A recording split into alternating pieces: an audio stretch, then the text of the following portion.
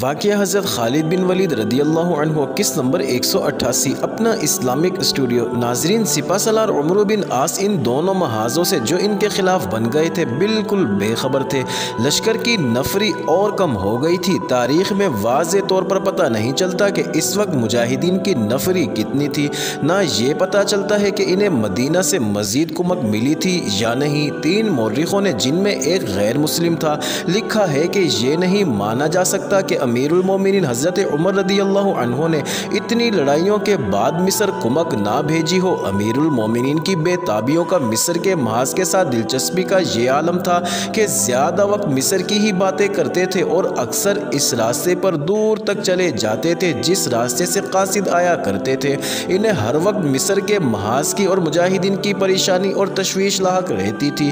یہ کیسے ہو سکتا ہے کہ انہوں نے کمک نہ بھیجی؟ ناظرین، مصری تاریخ داں اور عالم محمد حسنین ہیکل نے متعدد مورخوں کے حوالے سے لکھا ہے کہ یہ معلوم کرنا ممکن نہیں کہ مدینہ سے مصر کو کتنی بار اور کتنی کمک گئی تھی، لیکن یہ صاف پتہ چلتا ہے کہ جب مجاہدین اسکندریہ کی طرف بڑھ رہے تھے اس وقت ان کی نفری 12,000 سے زیادہ اور 15,000 سے کم تھی۔ یہ بھی واضح ہے کہ رومی فوج مجاہدین کے لشکر کی نسبت 5 یا 6 گنا زیادہ تھی۔ رومی فوج کو قلعے کی آڑ اور پناہ میسر تھی۔ رومی اپنے ملک میں تھے اور ان کے مقابلے میں مجاہدین بڑی دور سے آئے اور سوائے اللہ کی ذات کے انہیں پناہ اور پشت پناہی دینے والا کوئی نہ تھا۔ ایک مورخ نے تو یہاں تک لکھا ہے کہ عرب کے یہ مسلمان یقیناً خودکشی کی طرف بڑھ رہے تھے۔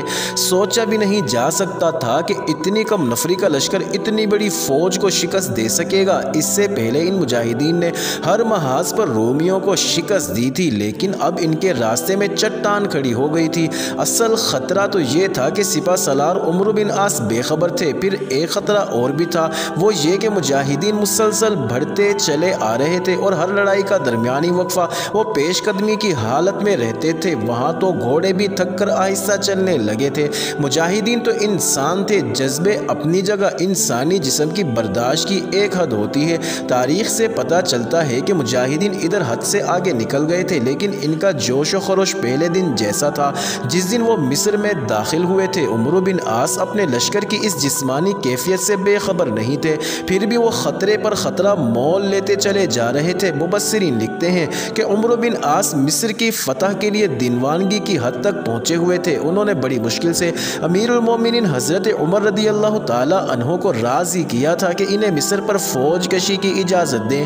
امیر المومنین نے اجازت تو دے دی تھی، لیکن کئی ایک صحابہ کرام رضی اللہ تعالی عنہم اس کے خلاف تھے، جس میں حضرت عثمان بن عفان رضی اللہ تعالی عنہ بھی شامل تھے۔ وہ بزرگ صحابی تھے جن کی کوئی بات حضرت عمر رضی اللہ تعالی عنہ ٹالتے نہیں تھے۔ حضرت عثمان رضی اللہ تعالی عنہ نے یہ دلیل پیش کی تھی کہ عمرو بن عاص خالد بن ولید سے زیادہ خطرہ مول لینے والے سپہ سالار ہیں اور یہ کسی بھی وقت پورے لشکر کو یقینی ہلاکت میں ڈال دیں گے اور انہیں بروقت کمک نہیں پہنچائی جا سکے گی۔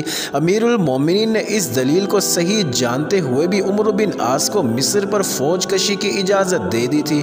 حقیقت یہ تھی کہ امیر المومنین اجازت دے کر بھی سوچ میں پڑ گئے تھے کہ ان کا یہ فیصلہ صحیح ہے یا نہیں، اور جیسا کہ پہلے بیان ہو چکا ہے امیر المومنین نے ایک قاصد عمرو بن عاص کے پیچھے اس پیغام کے ساتھ دوڑا دیا تھا کہ اگر وہ مصر کی سرحد میں داخل نہیں ہوئے تو واپس آ جائیں، لیکن عمرو بن عاص نے ایک استادی کھیلی اور مصر کی سرحد میں داخل ہو کر یہ پیغام کھول کر پڑھا اور پیش قدمی جاری رکھی تھی۔ اب جب وہ آدھے سے زیادہ مصر فتح کرتے ہوئے اسکندریہ کی طرف بڑھ رہے تھے تو ایسے خطرے سامنے آ گئے تھے جو حضرت عثمان بن عفان رضی اللہ تعالی عنہ کی مخالفت کی تائید کرتے تھے۔ یوں نظر آتا تھا جیسے عمرو بن عاص فتوحات کے نشے سے سرشار اندھادھند خطروں میں چلے آ رہے ہیں اور اب اپنی شکست کی طرف بڑھ رہے ہیں۔ معزز ناظرین، سپہ سالار عمرو بن عاص کو ایک جاسوس مجاہد نے آگے سے آ کر یہ اطلاع دی کہ رومیوں کے جو فوجی بھاگ گئے تھے وہ 6 میل دور سلتیس کے قریب اکٹھے ہو گئے ہیں اور ان کے ساتھ اس علاقے کی ایک بڑی نفری والا دستہ بھی موجود ہے۔ جاسوس نے بتایا کہ اس نے ان فوجیوں کو بڑے غور سے دیکھا ہے اور پھر معلوم بھی کیا کہ یہ رومی مجاہدین کے انتظار میں ہیں اور جم کر لڑنے کا عہد کر چکے ہیں۔ عمرو بن عاص سیدھے چلے جا رہے تھے اور جس جگہ کی نشاندہی جاسوس مجاہد نے کی تھی وہ کسی اور سمت تھی۔ عمرو بن عاص نے اپنے سالاروں سے مشورہ کیے بغیر اپنے گھوڑے کی باگیں اس طرف موڑ دی اور بازو اوپر کر کے لشکر کو इशारा किया कि इनके पीछे आए। सिपा सालार लड़ने के इरादे से इस तरफ हो लिए थे। उन्होंने जासूस से पूछ लिया था कि फौजियों की नफरी कितनी है। नफरी मुजाहिदीन से तकरीबन दुगनी थी। सल्तीस की तरफ रुख करके और कुछ दूर जाकर उमर बिन आस ने अपने सालारों को बुलाया। सालार आए तो उमर बिन आस ने रोक कर नहीं बल्कि चलते चलते इन्हें बताया कि वो किधर जा रहे हैं और क्या फैसला कर लिया है। उन्होंने सालारों को वो तरतीब बताई जिसमें मुजाहिदीन के लश्कर को दुश्मन के करीब जाकर हो जाना था। सिपा सालार ने तमाम ज़रूरी हिदायत दी और ये भी बताया कि दुश्मन खुले मैदान में लड़ेगा और दूर दूर तक कोई किला नहीं जिसमें जाकर दुश्मन पना लेगा और हमें ललकारेगा। लश्कर के नामवर सालार ज़ुबैर बिन अल-अवाम ने उमर बिन आस से पूछा कि वहाँ की ज़मीन के खदोखाल कैसे हैं। ये इलाका उमर बिन आस ने पहले नहीं देखा था। वो इतना ही जानते थे कि नील का डेल्टा इलाका है और नील की शाखों में बढ़ जाता है। उमर बिन आस ने सालार ज़ुबैर बिन अल-अवाम को बताया कि आगे दलदल भी हो सकती है, जंगल भी हो सकता है और खुला मैदान भी हो सकता है, लेकिन सालार ज़ुबैर सही खदोखाल मालूम करना चाहते थे। उन्होंने इस जासूस मुजाहिद को अपने पास बुलाया जो ये खबर लाया था और अब लश्कर के साथ जा रहा था। ज़ुबैर बिन अल-अवाम ने इस जासूस मुजाहिद से पूछा कि रूमी फ़ौज जहाँ लड़ने के लिए तैयार खड़ी है इसके इर्द गिर्द का इलाका कैसा है।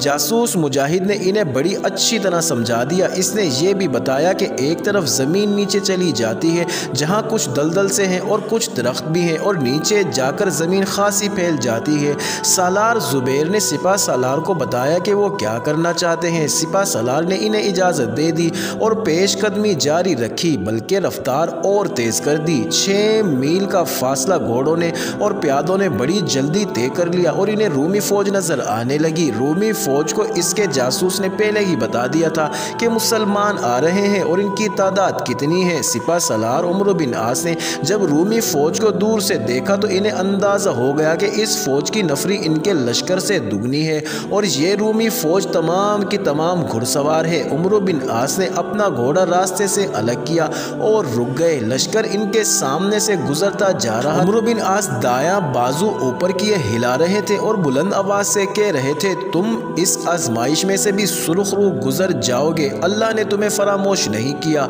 तुम्हारे जिस्म थके हुए हैं, रूहें तरो ताज़ा हैं। तुम इस आजमाइश में भी सुरखरू गुजर जाओगे। वो थोड़े थोड़े वक्फे के बाद यही कहते रहे और लश्कर इनके सामने से गुजर गया। तब उन्होंने अपने घोड़े को एड़ लगाई और घोड़ा दौड़ाते लश्कर के आगे चले गए। मोअज़्ज़िज़ नाज़रीन, ये इंटरेस्टिंग वीडियो जारी है। अगली वीडियो किस नंबर 179 में देखना मत भूलिएगा।